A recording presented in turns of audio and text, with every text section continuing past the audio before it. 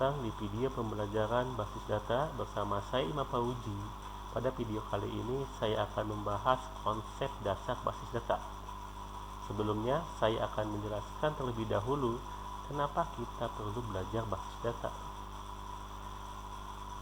Nah, di era sekarang ini sangat dibutuhkan orang yang ahli di bidang basis data.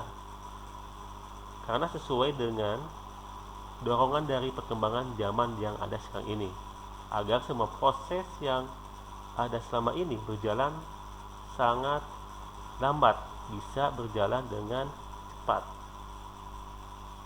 yang dibantu oleh teknologi dari informasi sistem basis data yang sudah berkembang di era sekarang ini.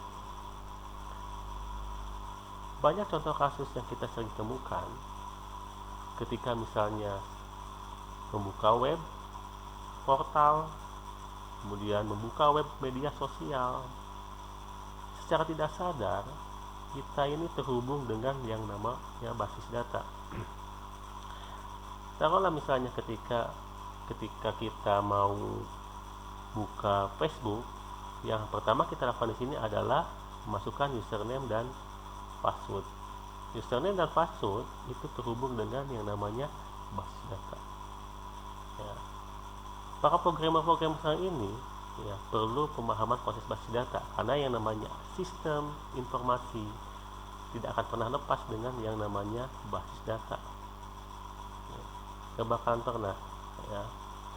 Kenapa? Ya. Jadi itulah pentingnya basis data, karena sistem informasi pasti membutuhkan data karena digunakan untuk proses pengolahannya, sehingga akan menghasilkan informasi yang berguna bagi penggunanya. Jadi informasi yang berkualitas dan sesuai dengan kebutuhan si pengguna. Oke, kita masuk ke definisi basis data. Ada dua kata yang diambil dari basis data, yaitu basis dan data. Nah, basis ini adalah dapat diartikan berupa gudang. Jadi basis ini adalah gudang, tempat kumpul, atau suatu pusat. Sedangkan data ini adalah representasi dari dunia nyata atau kumpulan fakta dari dunia nyata yang mewakili suatu objek. Nah, contoh objek ini misalnya manusia, barang, atau lainnya yang direcord atau disimpan ke dalam beberapa bentuk, misalnya angka, huruf, simbol, teks, bunyi, gambar, atau perpaduannya. Contoh objek misalnya di sini adalah mahasiswa, misalnya mahasiswa. Mahasiswa itu adalah objek, makanya ini bisa dijadikan suatu data. Misalkan mahasiswa pasti ada nama, ada IPM, nah itu yang dipotret dari objek. Semua kegiatan yang ada dalam kehidupan sehari itu bisa dijadikan data. Kalau misalnya mahasiswa yang telat, itu bisa dihitung, sehingga akan menghasilkan suatu data. Jadi semua aktivitas itu bisa dijadikan suatu data. Misalnya jumlah mobil yang parkir itu bisa dijadikan data. Mobilnya sendiri itu bisa dijadikan sebagai data. Nah, makanya data itu adalah suatu kumpulan fakta dari dunia nyata. Jadi bukan fiktif, fakta di dunia nyata yang mewakili suatu objek. Jadi basis data ini bisa dianalogikan misalnya lemari arsip. Nah, jadi lemari arsip ini adalah basis datanya, di mana di dalam lemari arsip itu berisikan suatu berkas atau map. Nah, di mana map tersebut disusun sehingga dan diatur sedemikian rupa. Ada penempatannya, ada urutannya, diberi nomor dan kronologisnya dan jenis pengelompokan lainnya. Itu di dalam lemari arsipnya, mapnya itu diatur, ada pengaturannya. Nah, ini seperti itu. Jadi secara definisi basis data ini adalah himpunan kelompok data yang saling terhubung dan diorganisasi sedemikian rupa supaya kelak dapat dimanfaatkan kembali secara cepat dan mudah. Jadi kita lihat ya, kelompok data saling berelasi dengan kelompok data lainnya. Seperti hanya analogi yang saya sampaikan tadi ya. Di dalam lemari arsip terdapat arsip di mana arsip antar arsip tersebut saling berhubungan dan memiliki kesamaan kesamaan tujuan. Ya, sebegitu juga dalam basis data ya, kelompok data ini saling berelasi ya, di mana pengorganisasian datanya sesuai dengan tujuan. Nah, kemudian definisi lainnya ya, kumpulan data dalam bentuk file atau tabel atau arsip yang saling berelasi atau berhubungan dan tersimpan dalam media penyimpanan elektronik ya, dan kemudahan dalam pengaturan, pemilahan, pengelompokan, dan pengorganisasian data sesuai tujuan. Jadi kalau kita lihat di sini ya, bentuk tabel ini saling berelasi disimpan dalam media penyimpanan elektronik. Bisa itu disimpan di dalam hard disk ya, secara offline atau secara online. Di mana ciri dari basis data ini adalah pengaturannya, pemilahannya, pengelompokannya, dan pengorganisasian datanya. Kalau kita kembali di analogi yang sudah saya sampaikan tadi ya, di dalam lemari arsip itu ada map arsip, di mana map arsip itu diberi penomoran. Kenapa dikasih penomoran? Yaitu untuk kemudahan pengaturan, ada pengelompokannya. Itu. Misalnya arsip 1 sampai 10 dikelompokkan untuk tahun 2010. Gitu. Kemudian nomor berikutnya untuk 2011 seterusnya, itu adalah pengaturan pengelompokannya. Supaya apa? Supaya kemudahan ketika suatu saat nanti data itu akan digunakan lagi. Dengan basis data, seorang dapat menyimpan sebuah informasi, misalnya data mahasiswa, kepegawaian, atau produk ya, ke dalam media penyimpanan elektronik seperti cakram magnetis. Cakram magnetis ini misalnya hard disk ya, baik itu hard disk secara offline ataupun secara online melalui perangkat komputer. Jadi dibutuhkan media penyimpanan ya, basis data ini ya, dimana basis data ini akan disimpan di dalam hard disk ya. Nah, untuk kemudian data tersebut dapat kita gunakan sesuai keperluan gitu. Contohnya kalau misalnya seorang administrator menginput data mahasiswa mulai dari nama, kemudian NIM atau NPM, kemudian jurusan ya, semuanya akan disimpan dalam bentuk basis data ya, dan simpannya di cakram magnetis ya, secara elektronik. Ini media penyimpanan elektronik, di mana suatu saat nanti si pengguna ini akan ketika menggunakan kembali data tersebut, maka akan mudah ya digunakan lagi gitu ya. Manfaat basis data. Nah, manfaat basis data yang pertama adalah kecepatan dan kemudahan ya. Kecepatan dan kemudahan. Jadi ketika suatu saat nanti misalkan saya ingin menggunakan suatu data, baik itu misalnya melakukan pencarian berdasarkan data apa yang saya butuhkan ya, dimanfaatkan kembali secara cepat dan mudah gitu ya. Jadi artinya kecepatan dan kemudahan ini dirancang dengan basis data bertujuan untuk mempercepat proses pengolahan informasi. Nah, kenapa? Karena adanya konsep primary key ya, kemudian adanya konsep indexing, searching, sorting, dan lain-lain ya. Di samping itu, basis data yang baik menuntut penggunaannya harus mudah digunakan. Taruhlah misalnya saya ingin mencari data mahasiswa Andi dengan NPM 212. Karena konsepnya menggunakan primary key ya, atau kode unik ya, maka akan mudah ya untuk dilakukan proses pencariannya secara cepat dan mudah ya.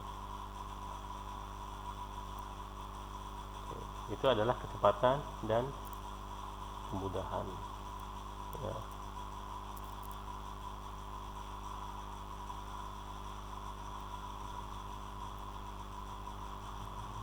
Nah, kemudian kebersamaan pemakaian, shareability.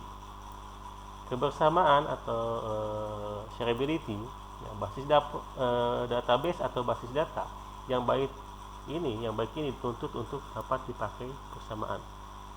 Ya, contohnya pada database MySQL, jadi MySQL ini adalah software yang menghubungkan ya pengguna dengan basis data. MySQL ini adalah softwarenya. Nah, MySQL ini akan menghasilkan database. Jadi MySQL itu apa? Softwarenya yang menghubungkan data, atau nanti akan kita dibahas di pokok bahasan database management system ya. Jadi database MySQL ini yang menyediakan akses database dalam waktu yang bersamaan, shareability. Pengelolaan data industri dimudahkan dengan adanya share database. Makanya kebanyakan perusahaan-perusahaan atau industri ya, menggunakan database yang mendukung kebersamaan pemakaian atau set database. Salah satunya adalah MySQL. Ya. Karena aplikasi enterprise berbasis web ini bisa diakses oleh seluruh staf yang berkepentingan. Dengan adanya konsep shareability, ya, kita bisa memberikan hak akses kepada pengguna. Ya.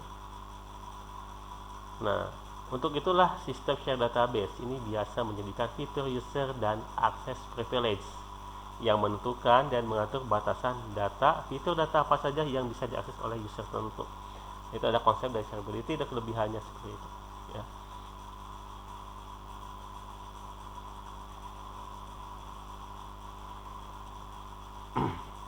Agar data yang dikelola oleh sistem mendukung lingkungan multi-user, ini banyak pemakai. Jadi shareability ini bisa dikatakan juga multi-user, jadi banyak pemakai. Nah, dengan menjaga ya munculnya problem baru seperti inkonsistensi data karena terjadi perubahan data yang dilakukan oleh beberapa user dalam waktu yang bersamaan, atau misalnya kondisi deadlock karena banyak pemakai yang saling menunggu untuk menggunakan data. Jadi misalnya ketika beberapa pengguna ini ya melakukan misalnya penginputan data ya itu harus bisa terhindar dari deadlock maupun inkonsistensi data ya, gitu.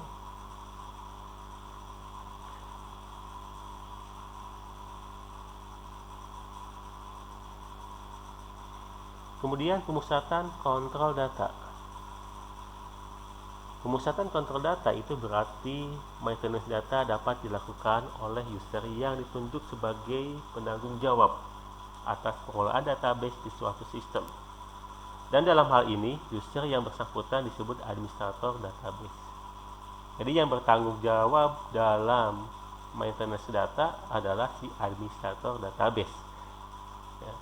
Jadi administrator database ini bertanggung jawab untuk membuat database-nya, kemudian mengedit data, menghapus, mengelola user, dan berbagai maintenance lainnya. Dengan demikian, ya, manfaat dari pemusatan kontrol data ini adalah bahwa data yang masuk melalui berbagai inputan bisa diolah lewat sisi server database yang bersifat dedicated. Jadi komputer dedicated ini adalah komputer yang khusus ya untuk server saja, jadi tidak untuk digunakan hal yang lainnya saja. Itu ada komputer dedicated ya, karena server itu tanpa mengurangi atau menjadi collision terhadap performa jaringan yang ada. Collision ini adalah misalkan tabrakan data gitu. Nah, jadi administrator database ini bertanggung jawab membuat, mengedit, menghapus, dan mengelola user dari berbagai maintenance database ya. Tuh. Itu jadi semua data dikontrol ya, dikelola oleh administrator database ya. Dan mungkin misalnya dalam basis data ini nggak ada penanggung jawab dari database, berarti kalau hal ini terjadi maka basis data itu mati ya, karena nggak ada yang mengelolanya ya. Bayangkan aja kalau misalnya udah ada adminnya ya, maka basis data ini nggak bisa dikelola ya. Walaupun misalnya yang menggunakannya usernya ada, tapi kalau administratornya nggak ada ya, administrator database nggak ada, maka basis data itu mati ya.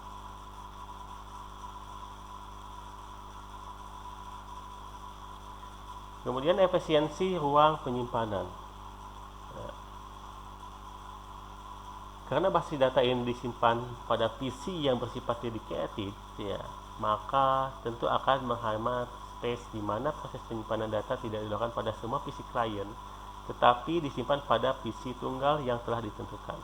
Seluruh transaksi keluar masuk record pada database harus melalui dedicated PC server. Ya, jelas ya, ini akan menghemat efisiensi ruang penyimpanan. Ya, kalau dari segi teknologi server di sini ya. Jadi konsep ini menggunakan konsep client server, di mana server ini merupakan data yang terpusat. Semua klien akan mengakses server, ya, sehingga input data hanya ada di dalam PC tunggal, yaitu di PC server saja. Gitu. Ya. Nah, konsep efisiensi ruang penyimpanan basis data ini sangat luas, ya. Jadi bisa juga ya, konsep efisiensi ini misalnya dari segi teknik database-nya, ya, kita bisa menghindari terjadinya misalnya kesamaan data dengan menggunakan kode tertentu sehingga ruang penyimpanan menjadi lebih efisien. Jadi gini ya, dengan menggunakan basis data, ruang penyimpanan ini akan lebih efisien. Mengapa? Karena basis data ini menerapkan penggunaan ID kunci, ya, ID kunci atau primary key, ya. Nah, yang bersifat unik. Jadi ID ini bersifat unik, di mana akan menghindari terjadinya duplikasi data. Misalnya seperti ini, ya. Misalnya admin yang menggunakan basis data, ya, menginputkan data karyawan, di mana menggunakan ID atau nomor induk karyawan dengan adanya kode unik. Nah, ketika admin tersebut misalnya lupa, ya, menginput data yang sama dengan nomor induk karyawan yang sama, maka basis data ini akan menolak data tersebut, ya, karena nomor induk karyawan yang diinput sudah ada.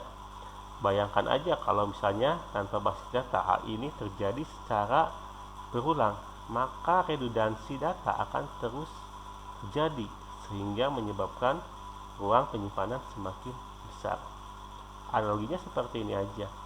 Ketika misalnya saya punya buku ya 5 lembar, di mana ketika saya menulis ya misalnya list data yang sama secara berulang-ulang, itu akan si buku ini akan cepat habis, ya. Seperti itu analoginya, ya.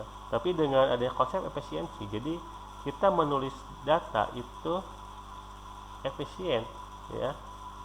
Jadi ketika kita menulis data, jadi cukup ya berdasarkan ID-nya saja.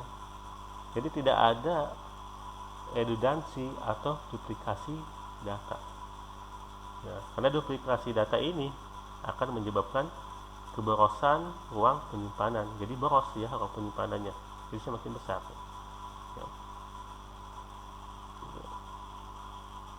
Ya, analoginya seperti ini aja ya. Misalnya dalam suatu hard disk ini kan terdapat beberapa file. Bayangkan aja kalau misalkan saya memiliki file yang duplikat yang sama, ya. Misalnya file film, ya, dimana file tersebut memiliki filenya sama, ya. Maka yang terjadi adalah ruang penyimpanan hard disk itu akan menjadi lebih boros, gitu. Nah, kemudian manfaat basis data yang kelima, yaitu keakuratan. Melalui basis data, keakuratan data akan lebih terjaga dengan menerapkan aturan dan batasan tertentu atau constraint. Kemudian tipe data, domain data, dan keunikan data. Karena segala sumber informasi dan hasil olahan data ini akan disimpan pada basis data yang sama, maka tingkat keakuratan ini lebih terjamin. Segala informasi dan hasil processing data akan disimpan pada suatu tempat yang sama untuk memudahkan dalam manajemen suatu data. Konsep keakuratan atau keakuratan di sini ya. Nah, misalnya dengan melakukan pengkodean relasi antara data dengan menerapkan aturan batasan data dalam database yang akan berguna untuk dapat menentukan ketidakakuratan penyimpanan. Dengan melalui basis data, ya, keakuratan data ini akan lebih terjaga ya dengan menerapkan aturan dan batasan atau tipe data. Keunikan data sama yang sudah saya jelaskan pada sebelumnya ya. Dengan adanya keakuratan data tersebut maka akan menghindari terjadinya data yang ambigu. Misalnya kayak gini ya. Di dalam database misalnya terdapat dua nama yang sama, misalnya Joni ya. Ketika si pengguna ingin mencari misalnya namanya Joni yang A, maka harus menyertakan ID-nya. ID inilah yang dijadikan kode unik sebagai acuan untuk menerapkan akuratan datanya. Jadi, oh, si Joni yang A inilah ya yang saya maksud dengan nomor induk yang nomor induknya sekian. Contoh lagi ya, misalnya setiap penduduk itu memiliki kartu tanda penduduk KTP, di mana nomor induk kependudukan itu pasti nomornya gak bakal ada yang sama. Nah, misalnya saya ingin mencari nama Andi ya. Nah, Andi yang mana? Andi yang nomor induk kependudukannya adalah yang sekian-sekian.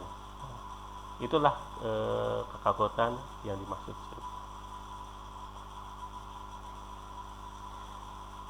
Nah, manfaat basis data yang berikutnya adalah ketersediaan. Ketersediaan berarti bahwa data atau informasi hasil olahan tersedia kapanpun dibutuhkan. Hal ini menjadikan basis data sebagai informasi siap pakai yang menjamin bahwa informasi tersebut bisa diakses kapanpun tanpa delay yang berarti.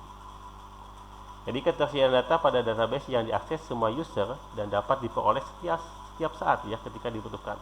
Jadi data ini akan bersifat availability. Jadi yang dimaksudnya itu adalah jadi kesiapan data di mana ketika si user ini membutuhkan data tersebut, maka data tersebut merespons secara langsung. Data availability ini di mana kondisi sumber daya yang diberikan dapat diakses oleh konsumennya atau si penggunanya.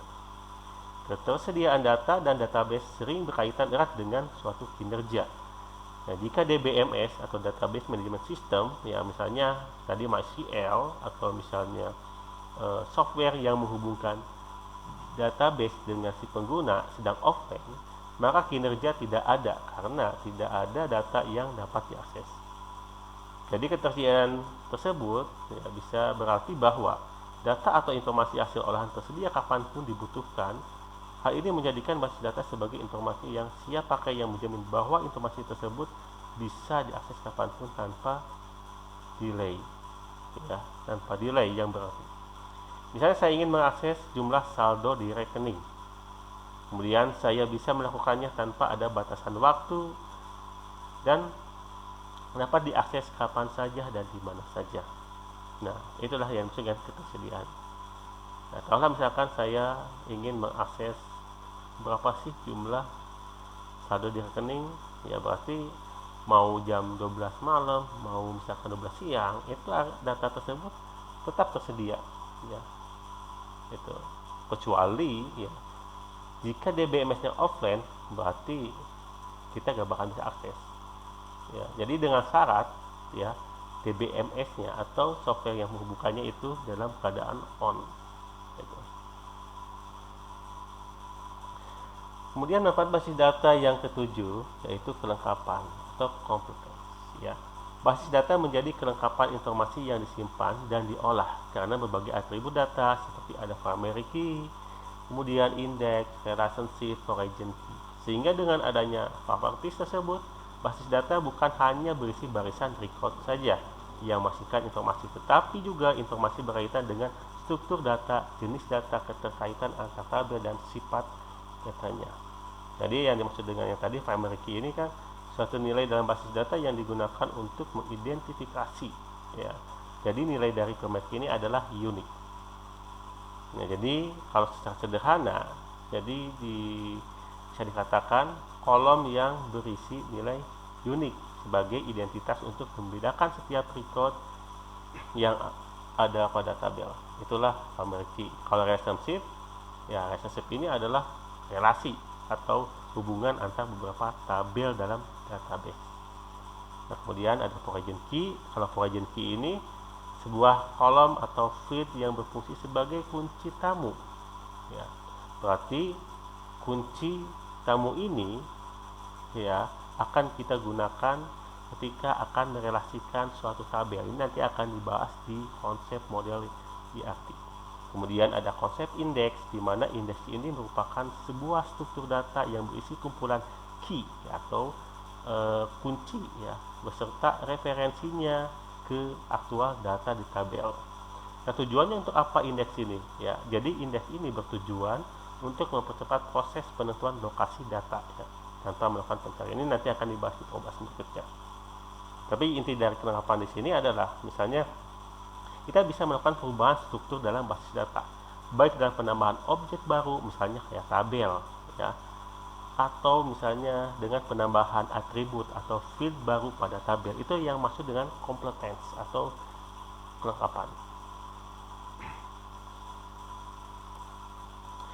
Manfaat basis data yang berikutnya adalah keamanan. Nah, basis data menjamin bahwa informasi yang disimpan dipastikan aman, baik dengan menggunakan metode password enkripsi ataupun access restriction ya, pembatasan akses data. Jenis basis data misalnya MDB ya, seperti yang dimiliki oleh Access ya, telah menyertakan fitur proteksi pada database-nya dengan password.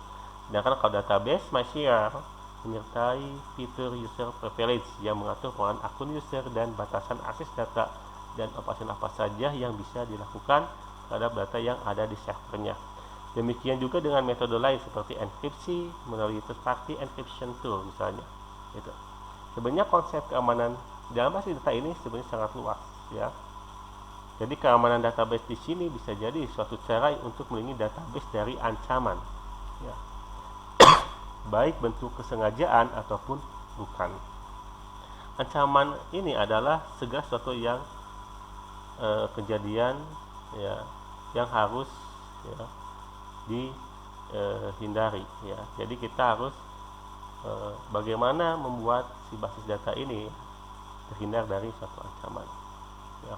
Dalam sejumlah sistem ya aplikasi, pengelolaan database tidak menerapkan aspek keamanan, bisa jadi seperti itu. Tapi untuk sistem yang besar itu wajib ada ya. Aspek keamanan juga dapat diterapkan ya. Misalnya siapa yang menggunakan database, kemudian jenis operasi-operasinya apa saja yang boleh dilakukan.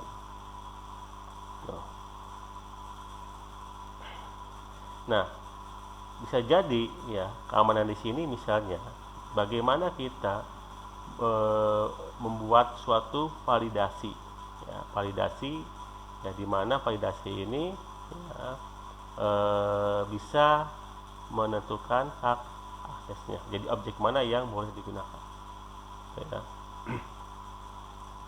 Oke, misalnya gini ya, dengan penerapan konsep keamanan ini, jadi setiap pengguna ini bisa dibedakan hak aksesnya, yaitu misalnya ditentukan objek mana saja yang bisa diakses dan proses apa saja sih yang bisa dilakukannya.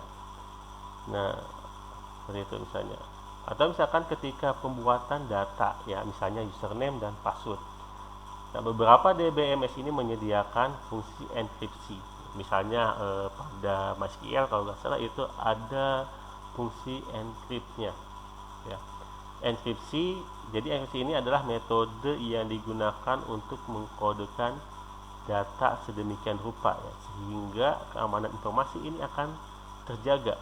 Jadi ketika kita menginput data password misalnya ya, misalnya admin 123 ya, maka data akan tersimpan di dalam database ya.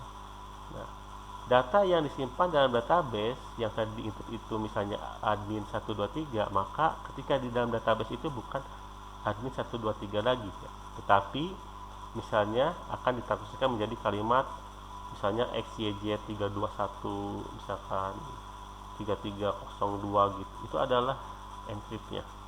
Jadi jumlah karakternya pun itu akan berubah, dan begitu juga karakternya pun berubah. Nah, itulah konsep dari basis data ya, konsep manfaat basis data untuk keamanannya. Nah, kemudian yang kesembilan, kemudahan dalam penyajian laporan. Jadi basis data ini memberikan kemudahan dalam penyajian informasi hasil pengelolaan data yang disimpan di dalam basis data. Karena dengan adanya bantuan queue dan query, ini akan dibahas di materi MySQL nanti ya. Jadi data ini bisa di-generate yang menghasilkan laporan grafik, statistik atau tabular lainnya gitu ya.